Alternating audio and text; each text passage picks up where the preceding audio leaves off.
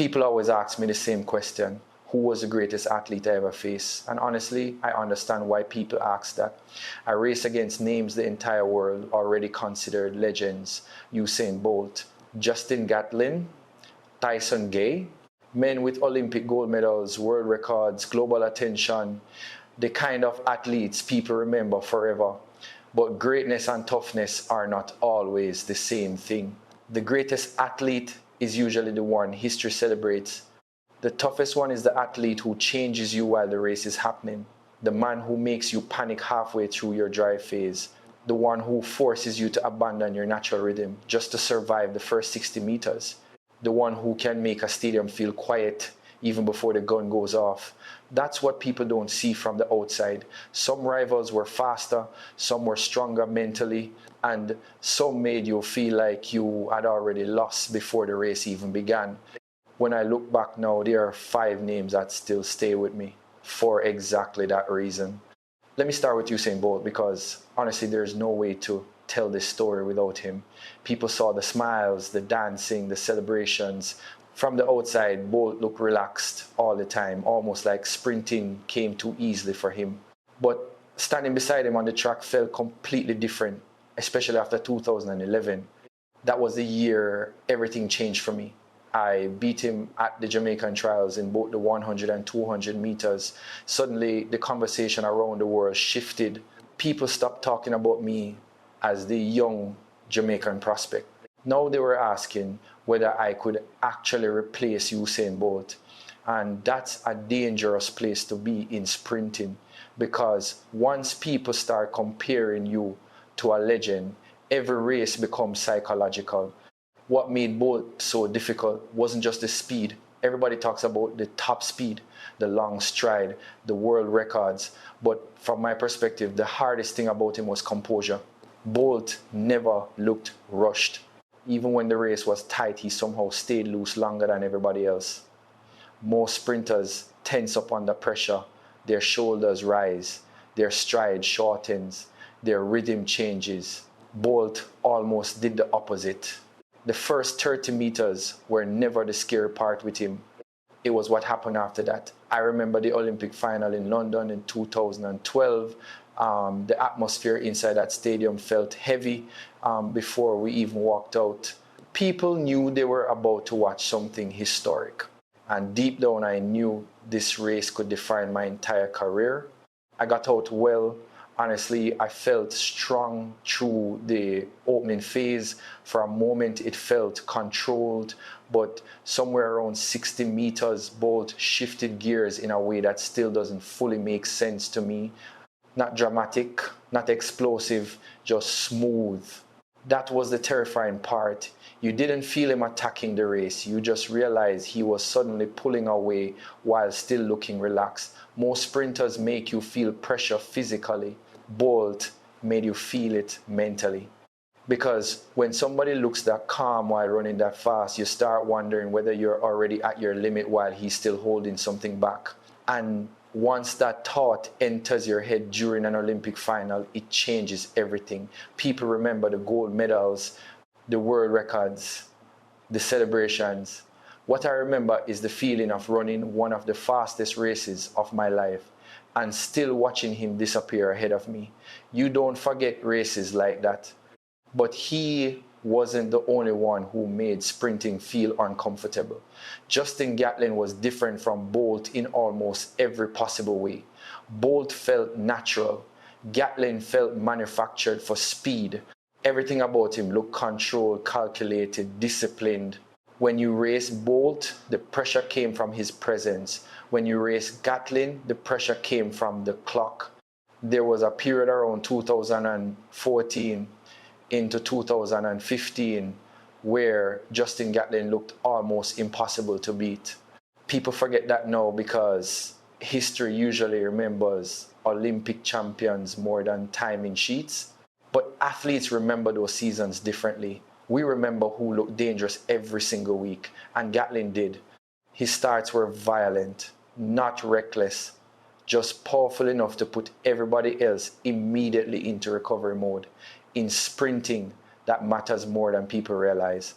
If another runner forces you to chase too early, your entire rhythm changes. That was the trap with Gatlin. You couldn't relax around him for even one phase of the race. I remember watching him during warm-ups before races and noticing how little emotion he showed.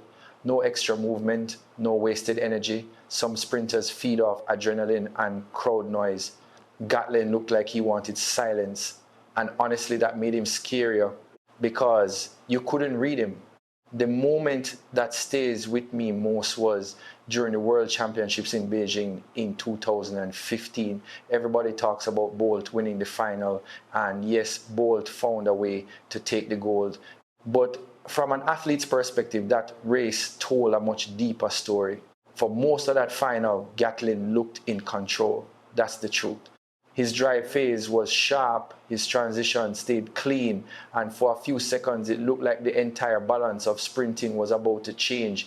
You could feel tension spreading through the stadium because people weren't expecting Bolt to be challenged that seriously on a stage like that. But Gatlin forced it to happen. That's what made him difficult.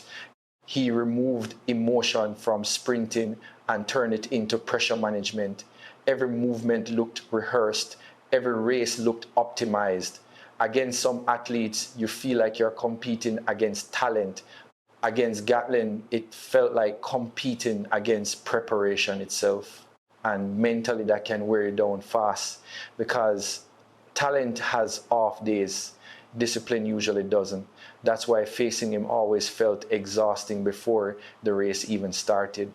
And then came Tyson Gay, and this one felt personal in a completely different way. Not because we were close, we weren't. But when I was younger, Tyson Gay was already one of the names sprinters studied carefully, especially if you were serious about becoming elite.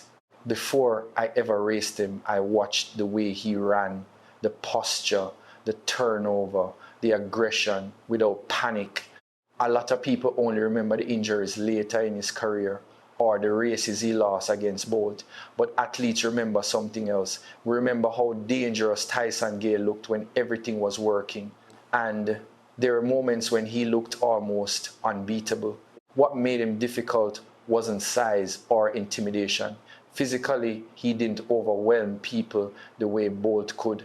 Tyson's pressure came from precision. His races always looked connected perfectly from start to finish. No wasted movement, no emotional sprinting, just rhythm. That's what made him frustrating to race against. Some sprinters explode out of the blocks and fade slightly, others recover late. Tyson Gay stayed attached to you the entire race. Even when you thought you created separation, he somehow remained there in your peripheral vision. And for a sprinter, that changes your decision making immediately. Because once you feel another elite runner still hanging beside you late in the race, your instincts start fighting your technique. You want to force more speed instead of trusting your mechanics. That's usually when mistakes happen. I remember London in 2012 very clearly. Everybody focused on Bolt and Jamaica because of the medals, but Tyson Gay made those rounds stressful from beginning to end. Every heat felt sharp. Every semifinal felt dangerous. There was no room to relax. And the older I get, the more I respect athletes like that. Not necessarily because they collected the most titles, but because they forced everybody around them to stay near perfection. Tyson Gay was one of those runners. You could never assume he was out of a race. Even when his body wasn't fully healthy, his competitiveness stayed dangerous. That kind of pressure spreads across an entire field. People watching at home usually focus on who wins. Athletes notice who controls the emotional tension of a race. Tyson Gay did that better than almost anybody from his era. And honestly, some of the hardest rivals aren't the loudest names in history. Sometimes they're the ones who quietly force you into the hardest race of your life. That wasn't the hardest part though, because eventually I had to face somebody I grew up admiring long before I became famous myself. Asafa Powell was already a legend in Jamaica when I was still learning the sport seriously. Before Bolt became the global superstar, before people started talking about the new generation, Asafa was the standard for Jamaican sprinting. People outside the sport sometimes forget that. But sprinters don't remember what it felt like watching him break world records and make fast times look normal. For years, Asafa Powell made the impossible seem routine. Week after week, he ran times. Most athletes spend entire careers chasing ones. So when I finally started sharing tracks with him, part of me still saw the athlete I used to watch on television. And that creates a strange kind of pressure, because racing your idol is different from racing your rival. Which rivals you want to beat them? With idols, part of your mind still respects them too much. What made Asafa difficult was the beginning of the race. His starts were unbelievably clean. Some athletes react quickly. Asafa reacted smoothly. There's a difference. Nothing about his movement looked forced. The first 30 meters always felt controlled, balanced, almost relaxed. That's dangerous in sprinting. Because if somebody gets ahead early without looking strained, everybody around them starts panicking internally. I remember the Jamaican trials and national camps where competition inside our own country sometimes felt harder than international finals. People see Jamaica celebrating together on podiums now, but they don't realize how brutal those qualifying races really were. One mistake and your Olympics could disappear instantly. And Asafa understood that pressure better than anyone. There were moments during training sessions where you could feel the tension before anybody even stepped into the blocks. No talking, no smiling, just elite sprinters trying to survive another day inside the fastest sprint system in the world. Asafa carried himself calmly through all of it. That calmness affected people, because when an experienced athlete looks relaxed under pressure, younger runners automatically start questioning themselves. I felt that early in my career. You look beside you and think maybe he sees something I don't. Maybe he already knows how this race ends. That's the psychological side of sprinting people rarely discuss. The Olympics are physical, yes, but they're also about identity, confidence, presence, belief. And Asafa Powell had enough history behind him to make all of those things feel heavier the moment he stepped onto a track. I think that's why I still respect him so much now, not only because of the times he ran, but because he helped create the standard every Jamaican sprinter after him had to chase. And then came the moment I didn't expect, because Wayde van Niekerk wasn't even part of my event originally. At least that's what most people thought.